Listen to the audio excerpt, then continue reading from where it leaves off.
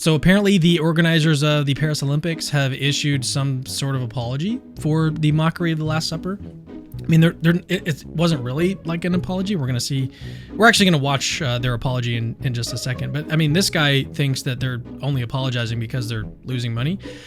Whatever the reason is behind the apology that they issued, let's actually listen to it and see. I'll let you guys sort of be the judge on this. Does this sound like a genuine apology? Clearly, there was never an intention to show disrespect to any religious group. Clearly. On the contrary, I think that Thomas Joly really tried to really intend to celebrate community tolerance. That was his word yesterday. And looking at the result of the polls that we shared, we believe that this ambition was achieved. If people have taken any offense, we are, of course, really, really sorry. So they're saying that it wasn't about the Last Supper, and then if anyone was offended, we're sorry if you were offended by that. I'll let you guys be the judge on whether or not that apology seems sincere. We're actually going to get some thoughts from Bishop Robert Barron, who has a lot of things to say about this apology that was just issued that you just heard about. We'll watch that a little bit toward the end of this video. Okay, this is Thomas Joly, the opening ceremony creative director. Now, he's French, and so these are subtitles. I'll just kind of read them out for you guys as we hear what he has to say about this. It says, I did not intend to be subversive or to mock or shock. I wanted to say that we're this big name. And last night there were Republican ideas, which he's talking about like free thinking ideas, inclusive ideas,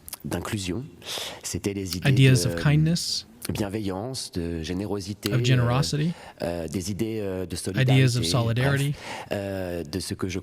which I think we desperately need. In France, we're allowed to love who we want, how we want. I do want to point out, though, that that's not entirely true. For example, a 20-year-old can't love a 9-year-old, although there are some countries that allow that kind of thing. In France, we can believe or not believe. In France, we have a lot of rights. And I wanted to convey those values through the ceremony.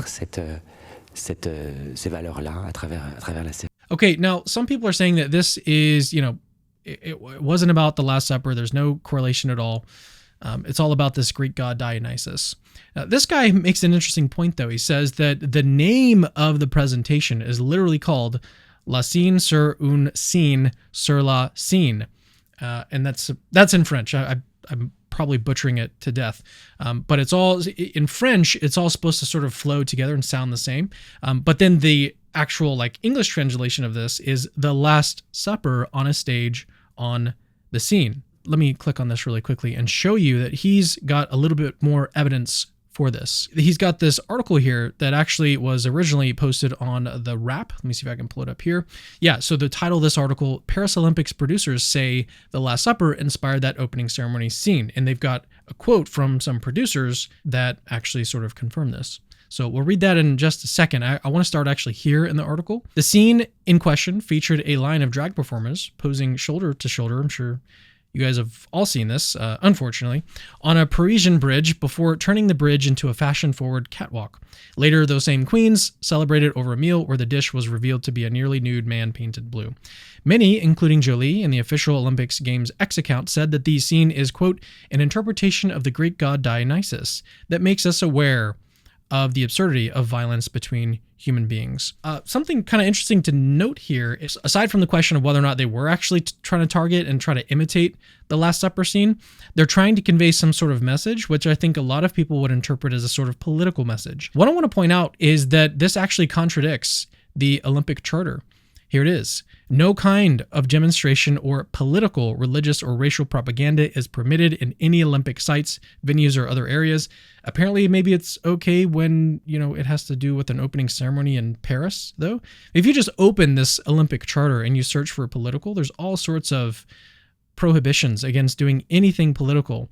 And in the past as well, there have been people who have gotten in pretty big trouble for making political statements, even if the political statement is like a decent one to make. So this one actually happened 1968 Mexico City Olympics, where it was called the Black Power Salute. So during the medal ceremony for the 200 meters race, American athletes Tommy Smith and John Carlos, they raised their fists in a sort of Black Power salute.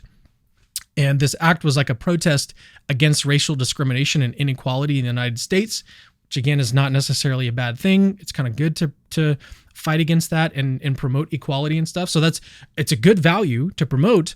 But the fact is that this is not the place for that. The Olympics is about the athletes. It's not about sending some sort of political message. It's not about trying to, indoctrinate other people or use any sort of propaganda to sway people to your views. That's not the point of it. The point of it is to unite different countries, unite different cultures in, athletic excellence. Let me just show you this, just a short clip of this video of what happened to these guys. The drama of the race was nothing compared to what happened next.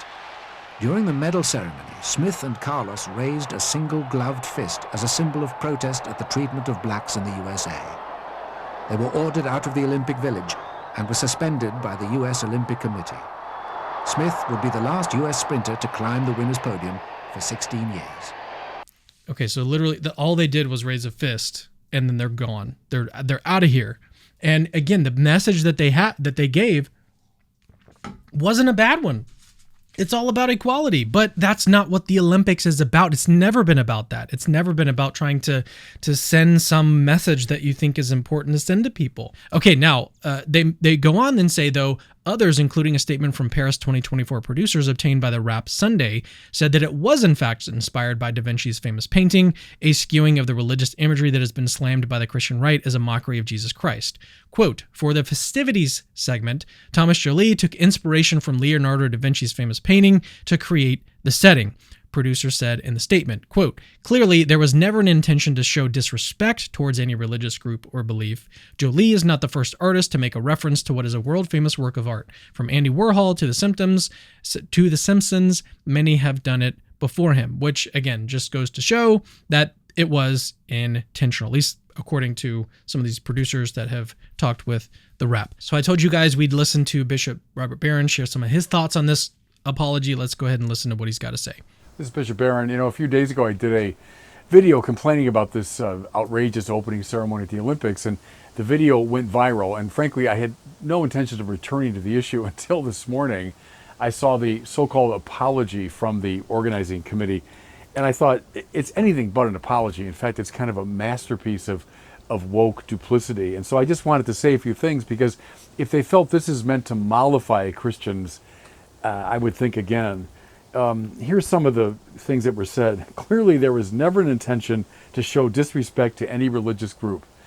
Give me a break. So we have a group of drag queens cavorting in a kind of sexually provocative way, clearly an imitation of Da Vinci's Last Supper, which presents to the world the Last Supper of Jesus. And no disrespect was meant.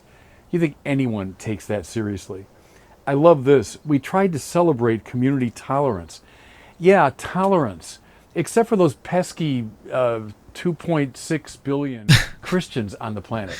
Everyone's welcome, everyone's tolerated, all this lovely diversity, until you get to anyone that disagrees with your ideology, like these 2.6 billion people. So don't give me this business about tolerance and diversity. And then we believe this ambition, celebrating tolerance, was achieved. Well, I wonder what planet they're living on. If they think that harmony and peace and all this was achieved by this clear affront to Christians. And then at the very end, a standard bit of condescension. If people have taken any offense, we're truly sorry. In other words, if you're so simple-minded and stupid to have been offended by this wonderful expression of French culture, well, we're sorry about that. Christians were offended because it was offensive, and it was intended to be offensive. So please don't patronize us with this condescending remark about, well, if you had any, bad feelings, we're awfully sorry about that. Again, if people think this is somehow going to mollify people all over the Christian world who are outraged by what happened, I would recommend thinking again. And a real apology would be something like, this was a mistake, it should never have been done, and we're sorry for it. I don't think Christians should be mollified. I think we should keep raising our voices. I've said it before, the only reason why stuff like this is happening in the West is because people aren't convinced that Christianity is true, and we need to do better. We need to give them reason to think that Christianity is true. If you're in a similar situation, you don't really know if there's good reason or evidence to think that Christianity is true, go watch my interview with philosopher and historian Gary Habermas. It's one of our most viewed videos. He talks about all the historical evidence for the truth of Christianity. Go check it out.